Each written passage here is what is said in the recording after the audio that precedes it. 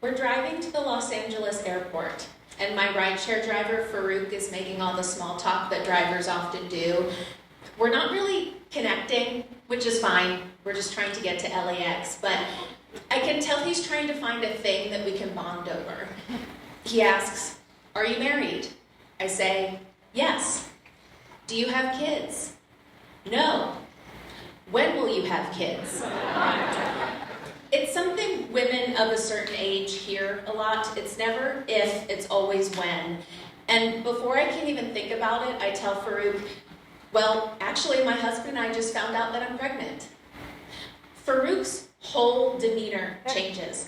He's acting like there's a celebrity in his car. And he says, "Oh my gosh, there's a pregnant woman in my car. This is so exciting." And as he's talking, I'm thinking, why did I just tell Farouk I'm pregnant? The only people that know are my doctor and my husband. I haven't even told my family yet. I'm flying home to New Jersey and planning to tell my parents tomorrow on Mother's Day. And now I've told Farouk first. He's thrilled. And I wish I could be too, but I've been pregnant before the year prior and it didn't end well. We never got to have that moment where you share the happy news with people. I told my husband on his birthday. A few days later, we found out we'd be losing it. It was ectopic and not developing correctly anyway. My doctor gave me a pill to help end it, and we moved on. So now I'm pregnant again, but it doesn't feel truly happy. It just feels like I know how pregnancy ends for me, and it's not happy news. But I want to believe I can be happy because Farouk is like really freaking pumped. He tells me he's a grandfather now, but he lived in India when his children were little, and he talks about how they didn't have a bassinet when his kids were babies. He would hold on to one of their arms or legs while they were sleeping next to one another, so he knew they didn't wander off or roll over. And he's sharing these little pieces of his history to connect with me about what it will be like to be a parent. Then he starts giving me the unsolicited advice that a lot of parents receive, like, make sure you breastfeed as long as you can, it's really important. And I just tell him, I appreciate it, Farouk, because I really don't want to talk about my boobs with my rideshare driver.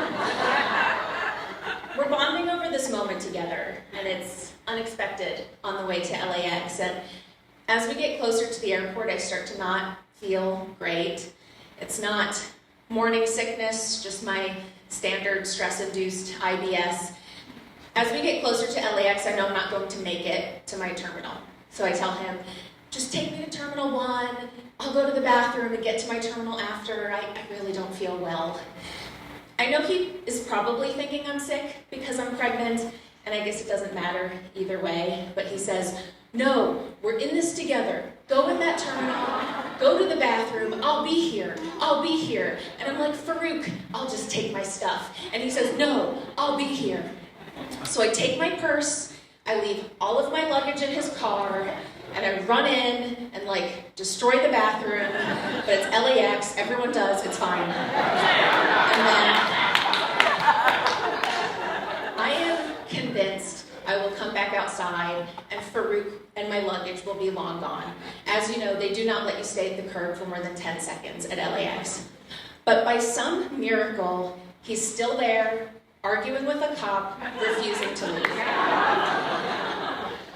I get back in his car, and he looks at me in the rearview mirror as if to say, you okay?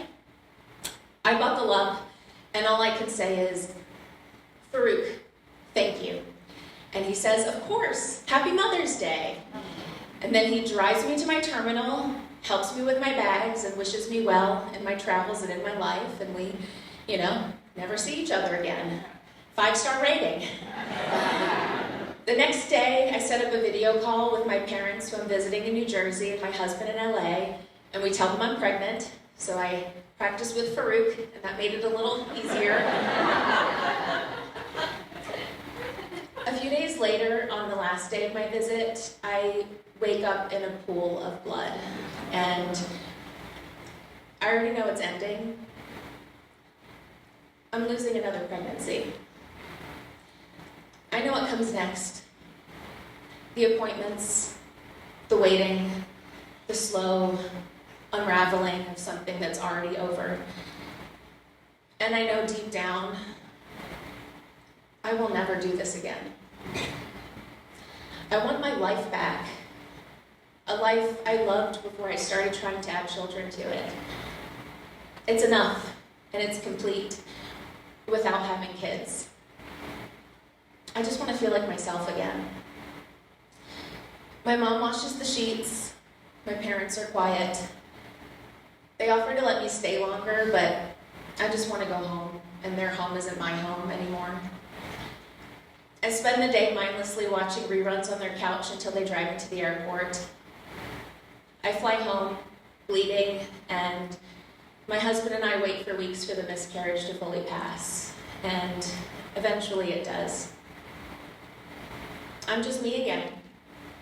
Only now, I know what it feels like to try so hard for a life you thought you'd have, and decide it's ultimately best to walk away. To have that occasional pang of, what if? Even though I know I made the right choice to stop pursuing parenthood. I've never told anyone about Farouk before, not even my husband. It felt strange to share a pregnancy story where there wasn't a baby or a happy ending to show for it, but even though we'll never see each other again, and he doesn't know how life turned out for me, there is still a happiness in that little moment when someone showed up for me during a really difficult chapter in my life. A happy ending doesn't have to mean I became a mom. It can mean someone was there for me when I really needed it, to show me kindness, to say, we're in this together, I'll be here, and to really mean it. Thank you.